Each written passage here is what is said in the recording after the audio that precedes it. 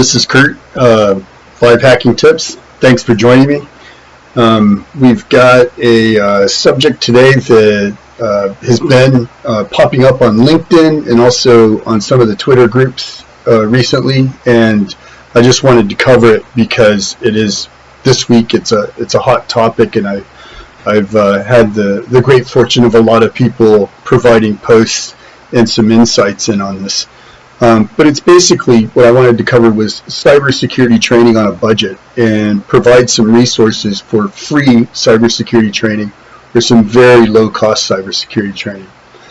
The first one is Hack the Box. I put HTB here. I cover Hack the Box in a video that I produced earlier in the week called Getting Started in Cybersecurity. So if you want to know a lot more detail about, not a lot more, but some detail, more detail about Hack the Box, please refer to that video, or just Google Hack the Box and it'll pop up first thing, and go in there and take a look at it. Both that and TryHackMe.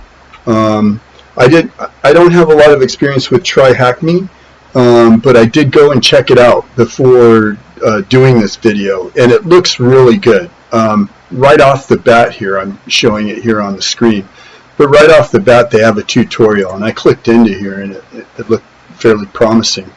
But you go in and you know, they show you how to do that that machine setup, or not the machine setup, but to connect with the VPN. And if you don't need to, you know, in this case, you don't really have to connect with a VPN, because they have an attack box here as well, right up here to start an attack box, and you get that free. You also get that with Hack the Box as well. They provide a web a machine interface that you can use to attack. I recommend, though, if you're going to get out and start training in cybersecurity and you want to do some real hacking and pen testing and approach it from that perspective, not just do some blue team analysis or OSINT analysis, but you really want to, and even in those cases, but I mean, if you really want to get into hacking, I recommend that you go through the setting up a virtual machine on either VirtualBox or VMware. My preferred flavor is Kali.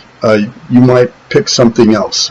For me, Kali was just turnkey. It's very well maintained. It has a good package manager. It's Debian based. If you're familiar with OS X and Darwin, it kind of transfers a lot easier from that BSD environment to the Debian environment, or at least that was the case for me. So, but if you really just want to give it a try and you don't want to, you know, you want to see what it's like and you don't want to go through the VMware, the VirtualBox virtual machine setup, then they do have machines online here, these attack boxes that you can kick off and start using, and they walk you through that whole process. And then, just like starting point, I wrote starting point here on the presentation. That's actually where you would go within Hack the Box, and that would probably be the similar to what you see here, where they have like red team reconnaissance and this kind of thing, where they actually walk you through, or vulnerability is what they call it here, would probably be the similar starting point offering that TryHackMe has. I didn't put the site link here, but if you Google TryHackMe, it pops right up. The next couple items, I think that if you're going to sit for a pen testing course, my favorite flavor was Pen 200, or back in the day they called it PWK, Penetration Testing with Kali, that's offered by Offensive Security. But Offensive Security also offers a really good online course called Metasploit Unleashed, and you're going to have to get used to using Metasploit. It's a good tool. I recommend. I use it. I don't use it all the time. I actually use it less and less the more that I hack. I tend to use a lot more specialized tools in scripting these days than than Metasploit. But Metasploit's really good when you get into lab environments and you already know what the vulnerability is because you've done proper enumeration on a system. Then you can just go to Metasploit. You would know that that's in Metasploit, or you could do a Metasploit search and see that it's in there. And also, when you search exploit.db, it tells you whether it's in Metasploit or not. So I would recommend going through that Metasploit Unleashed training, and then just below that I have BurpSuite Training. If you go to the PortSwigger website, there's a bunch of courses on there that are free that cover BurpSuite. You will need to know, if you want to get into web application hacking, you're going to need to know how to use a proxy. And a really good attack proxy is BurpSuite. And I would even recommend going ahead if, like, you know, I mean, it's like, I don't know, my BurpSuite Pro license is kind of like the Tonka toy for an 11-year-old. It's something that I go to like all the time. For example, like, I haven't used BurpSuite in about 2 weeks, but when I use it, I'm usually in there like all the time. It's really good for brute forcing. It's got encoders, decoders. You can set up man-in-the-middle attacks. You can do replays, and it's all in that proxy environment. And in the newer versions of BurpSuite, they also include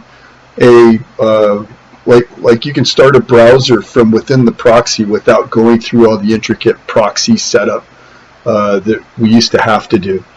But those two, Offensive Security, Metasploit Unleashed, and then PortSwigger's BurpSuite Training, I would recommend to do before you went for a paid training on hacking, because in that paid training, you're probably going to get lab time, and you're going to spend a lot of your lab time trying to figure out these two tools. And it's better to know them going into the training rather than doing it and spending your lab time trying to figure these tools out. The next one is, it's something that I just came by off of Simply Learn.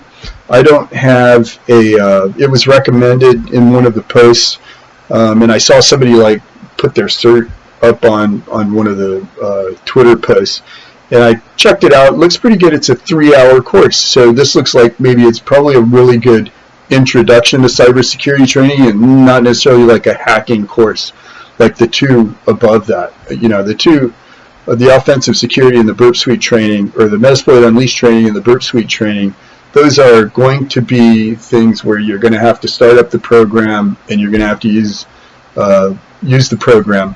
And of course, with the Metasploit Unleashed, you're going to be using the command line. And I have a comment about that, about command line skills later. And then, of course, there's always the trusty and reliable Cybrary. With Cybrary, I mean, there are many free training courses, and there's also cybersecurity mixed in there. But one of my recommendations with Cybrary is be, you know, I would pick like a newer, I would look at the dates that the courses were uploaded or updated, and I would pick something that's a bit newer, because you could end up being taught some things that are outdated or irrelevant. A lot of it isn't, though. You'd be surprised at some of the cybersecurity books that I have from 2007, 2005, and they still very much apply. It's just that some of the techniques have changed slightly. And Google, and of course, you know, there's other resources to help you out there. There's Stack Exchange and that kind of thing. The next one is CISA, and not Certified Information Security or Systems Auditor, CISA. This is the security agency in the United States.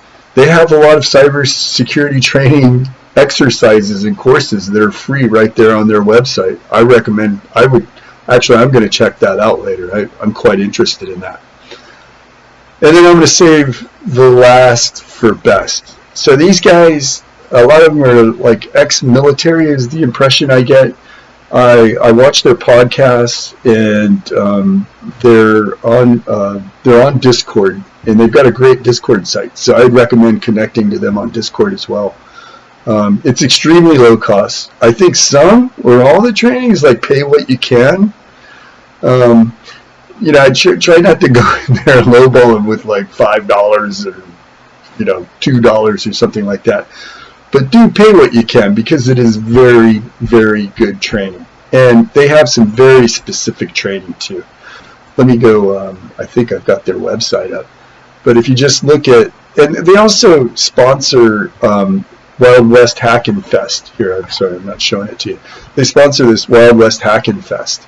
And that's a pretty good event when they have it.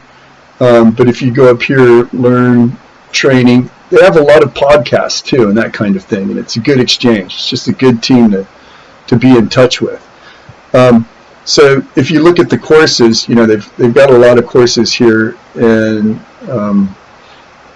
when you do pay what you can, if you pay more than $195, one of the benefits is that they'll give you 6 months of access to what is really a great cyber range. It's basically the anti-siphon training environment, where you can go in and there's 10 different levels of this ACE-T certification, and you go in there, and as you knock away boxes, you gain a higher level within the ACE-T certification, and I think that holds some weight, on top of the fact that Black Hills itself offers some really good training. I mean, if you look at what the course catalog is, you know, active defense, cyber deception, advanced network threat hunting, that's probably a really good one for the defense side. Defending the enterprise, applied purple teaming, there's all kinds of good stuff in here. And there's also some really good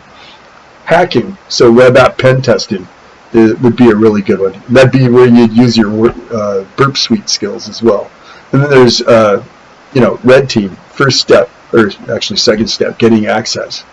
And that kind of thing. Windows post-exploitation, that's probably a really good one. I want to check that out myself. And that's it. It's a really quick video today. I just wanted to show you what's out there. I will provide all of this information that I've shared with you in this PowerPoint in the description of the YouTube video. Please take advantage of it. If you have any additional resources, please comment. Actually, here, let me do that. Please comment, please subscribe, if we do get comments, I mean, I'm proactive about responding to comments, especially if they're about substance. Please, please add to this if you can. I'll appreciate it. Have a good day. Thank you.